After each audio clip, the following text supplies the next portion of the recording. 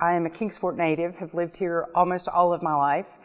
And it's funny when people say, tell us about Kingsport, especially people that don't know much about Kingsport or want to hear stories, it's hard to narrow it down to one thing. I think my love of Kingsport comes through my bloodline. My grandfather was Calvin Maddox, I think they called him Cal, and he was from Southwest Virginia but moved to Kingsport, and he was a carpenter in construction by trade, but he specialized in concrete, and he was part of the crew that led the crew that paved Broad Street the very first time it was paved, and that was not long after the city was incorporated. And my mother and her sisters tell stories. They lived on Watauga Street up towards the end where is now Dobbins Bennett.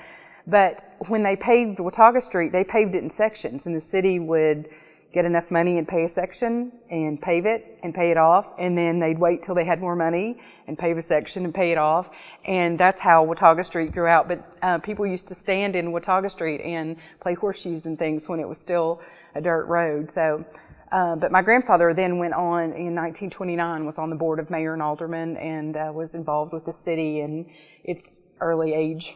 Then my mother, Peggy Maddox, went to Dobbins Bennett High School, went all the way through Kingsport, and she really had a love of Kingsport, kind of unmatched to anybody else that I know.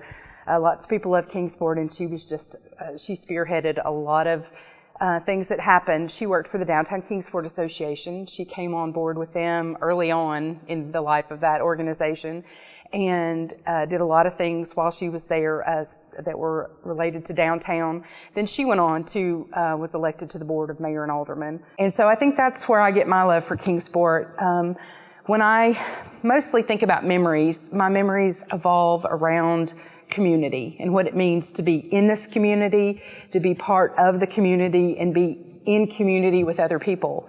I know that when my mother passed away in 1998, the people in this community gathered around me and lifted me up in a way that is unexplainable until you go through something like that. And I thought at that time, I never want to move away from this community because I want to be part of this and helping out with other people. And so that is what the Kingsport spirit in my mind is all about. We've talked about that with the Kingsport 100, the Kingsport spirit and what keeps it alive. And I truly believe it's everywhere, all around. My memories for myself come from a lot of Christmas memories here. One of the things that I have really loved being a part of and learning about is the Church Circle Nativity, which is just right outside here. I know that at the time they started it, it was 50 years old in the year 2016. This year it celebrated 50 years anniversary. And there were 4 churches here at the time, 4 churches on the circle. And they all got together and decided that they wanted to put a nativity scene on display on the Church Circle properties. And so they did that with the help of a local merchant that gave a majority of the money to get that project started.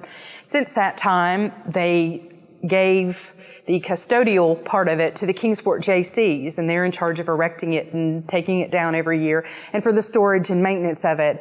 And I was a member of the Kingsport JCs, and that's where my love of it continued, because we got to go out each year and put it out. And as my children were born, they got to come and be part of it and placing baby Jesus in the nativity scene. And so that really lays a special place in my heart, as it does for so many others that have been part of that. Whether you were a part of actually moving the figures or whether you've driven by, I think the nativity scene is one of Kingsport's greatest treasures.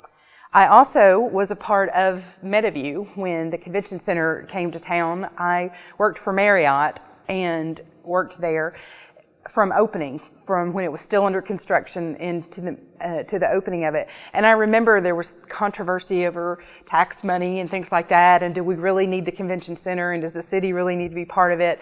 And when people came into the facility and actually viewed it and saw its grandeur and saw how lovely it was and inviting, and that people really would come from other places to meet here and to celebrate here and what it meant to our community, I think people were so pleasantly surprised. And so it was nice to be part of that. I was there for over 10 years, and just to see it start, to see a project start from the concept and to the talking about it, to the raising money for it, to deciding how we're going to pay for it, to the building of it, to what the beautiful facility it is now. That was really nice to be part of that. The reason I picked this spot is because the stained glass window behind me reminds me so much of how I think about Kingsport. And CG McCord and I had this discussion. It's actually came from a discussion she and I had, that every time you look at the window, you see something different. You see the glass, you see a star as the major part in the middle, but you also see there's the bass of a musical instrument in it, and there's other things. And some people see their own things, and some people see the same things. But that's kind of how Kingsport is to me, is every time I become involved in something, from the time I was a teenager till now, I see something different. I see something beautiful that comes from living in this area. The weather, we have 4 distinct seasons, everything that everybody else loves about Kingsport, I love too. But to actually be here and be part of our community is amazing to me. My mother, for instance, she had a part of her that loved to make people laugh. And so many people that I know remember my mother. Her name was Peggy Turner, and she had a comedy personality that she did. It was Pearl, and many people knew Pearl. She was a waitress from Hilton's, and behind the scenes, how it worked is people used to have dinners, and they had a guest speaker, and she would meet with the person behind the scenes, and they would pick people out of the audience, and they would find something about their personality that was humorous. And so then she would come in with a guest speaker, would get up to speak, and ladies and gentlemen, it's nice to have you here. And she would come in the back with a big metal tray and drop the tray and make a big ruckus, or a vacuum cleaner or something. And he'd say, "Excuse me, lady, do you mind? And she said, "Oh no, you're not bothering me at all." And that, of course, people, and the best part was people that had never seen her before, people that didn't know her.